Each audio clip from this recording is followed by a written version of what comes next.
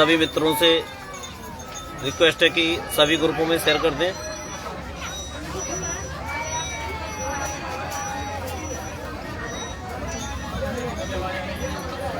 भाइयों से निवेदन है कि जनपद के सभी ग्रुपों में शेयर कर दें। आज की अपडेट देने के लिए मैं आप सभी साथियों के मध्य लाइव आया हूं। सभी साथियों को नमस्कार। साथियों, मैं मनोज प्रजापति।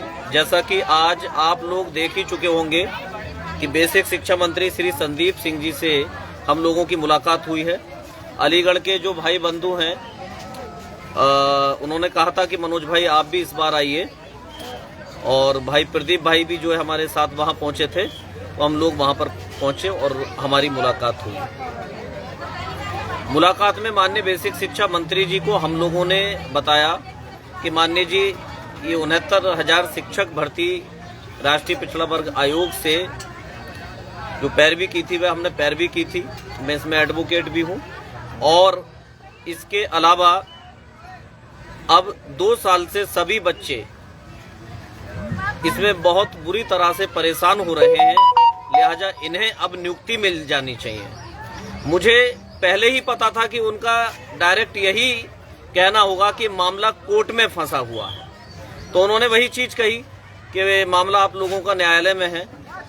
तो मैंने बताया, मैंने कि ठीक है सर, माननीय न्यायालय में हमारा मामला फंसा हुआ है, लेकिन अभी की स्थिति यह है कि मेरे साथ के कई ऐसे मित्र, कई लोग जो पूर्व में कहीं किसी सरकारी नौकरी में थे, या कुछ ऐसे साथी जो प्राइवेट जॉब में थे, वो नौकरी छोड़ चुके हैं और अब परेशान है।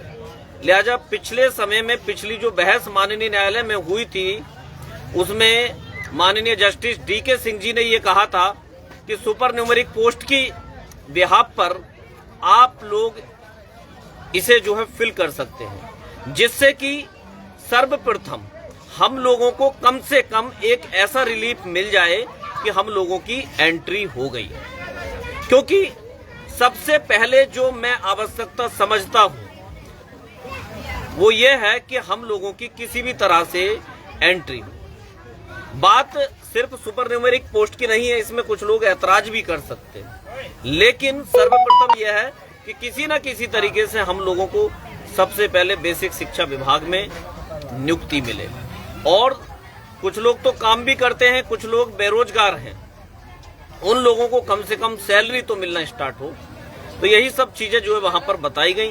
माननीय मंत्री जी ने कहा कि ठीक है, आप इसे जो लिखित में दीजिए। मैंने रास्ता बताया, मैंने कहा देखिए पिछली बार माननीय न्यायालय ने कहा था, लेकिन हमारे जो सरकारी अधिवक्ता थे, उन सरकारी अधिवक्ता ने इस चीज को डिनाई कर दिया कि हम ऐसा नहीं करेंगे। उन्होंने कोई बेहतर रिप्लाई माननीय कोर्ट को नहीं दिया, जिस वजह से अभी तक वही स्थिति बनी हुई है। मैंने ये भी बताया कि सबसे पहले तो कोशिश यही हो कि 25 तारीख को मामला निपट जाए। अगर नहीं निपटता हो तो उसका एक ये बेहतर माध्यम भी हो सकता है, जिसके अंतर्गत सबसे पहले भटकते हुए लोगों की, OBC साथियों की, SC साथियों की नियुक्ति हो जाए। तो यही रास्ता हम लोगों के माध्यम से जो है बताया गया। माननीय मंत्री जी ने उस पत्र को, क्योंकि पत्र हम पहले ही बना लिया था हमने कि अगर ऐसी बात आती है तो हम जो है ये रास्ता, मैंने कहा माननीय मंत्री जी आप जो है इसे जरूर देखें, इस पत्र पर आप जो है कार्रवाई करें, इसी के अनुसार जो है चले। हो सकता है कि इससे काफी लोगों को, हम लोगों को बेहतर तरीके से राहत मिल सके। तो उन्होंने उस पत्र को अलग रख लिया है, और उन्होंने जो भी उनके PA वगैरह रहे होंगे उनसे कहा था कि इसे अलग रख के इस पर जो विचार करेंगे हम इस तरह से। ठीक है, देखिए एक बात मैं आपको और बता दूं, हमारा मामला कोई ये नहीं है कि सुपर न्यूमेरिक पोस्ट से हम लोग जाएंगे। हम लोग किसी भी रूप में, किसी भी तरीके से गलत नहीं है। हम लोगों के साथ आरक्षण घोटाला हुआ है। 2 वर्ष पहले, 1.5 वर्ष पहले हम लोगों की नियुक्ति हो जानी चाहिए थी बेसिक शिक्षा विभाग के अंदर, लेकिन अभी भी हम लोग चक्कर काट रहे हैं। तो प्रथम दृष्टया केवल ये चीज समझने के लिए कि किस प्रकार से नियुक्ति हो, जिस तरह से वहां पर माननीय मंत्री जी द्वारा कहा गया, तो उसका हमने जो है ये रिप्लाई किया है। और कोशिश यही है कि 25 तारीख को बेहतर रूप से हमारा मामला डिसाइड हो जाए। आप लोगों को जानकारी मिल भी गई होगी कि जो जैसा पिछली बार नोटिस सर्व करने की बात की गई थी पब्लिश के माध्यम से, वो पब्लिश भी करा दिया गया। उसमें आयोग टीम द्वारा विजय भाई को पैसा भेज दिया गया था और उन्होंने अपना काम बखूबी जो है कर दिया, वो पब्लिश करा दिया गया है। तो उसमें कोई अब समस्या वाली बात शायद नहीं आएगी। टॉप 10 में लगा दिया है, ऑर्डर में लिखित है। एक दूसरी बात, आप लोगों को ये भी पता होगा कि माननीय न्यायालय के अंदर 4 कैटेगरीज में अपने मामले को डिवाइड कर दिया गया है, क्योंकि हमारा जो वास्तविक विवाद था 6800 की लिस्ट वालों का जो वास्तविक विवाद था वो भारती पटेल से था, लेकिन वो जो है किसी कारणवश बंच हो गया था। अब वो ग्रुप वाइज अलग अलग डिवाइड हो गया है, जिससे कि सुनने में माननीय जज साहब को सुनने में आसानी होगी और मामले को समझने में आसानी होगी। तो लिहाजा कोशिश यही है कि 25 तारीख अभी देखने वाली बात ये भी उतारे जाएंगे, क्योंकि लोगों की अलग अलग तरह की डिमांड है।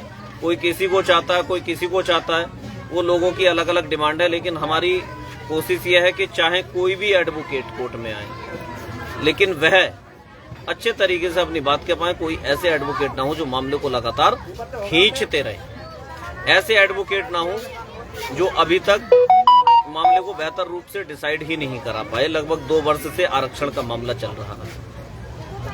ये बात आप सब लोगों को समझनी है, क्योंकि हम बेरोजगारों को लूटने के लिए सब लोग खड़े हैं। आप समझने का प्रयास करें।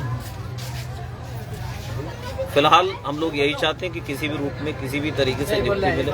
हम लोगों को किसी भी प्रकार का ये शौक नहीं है कि हम लोग ही नेतृत्व करें, कोई भी नेतृत्व करे, कोई भी कुछ करे, लेकिन कार्य बेहतर रूप से हो पाए, ये हम लोग चाहते हैं।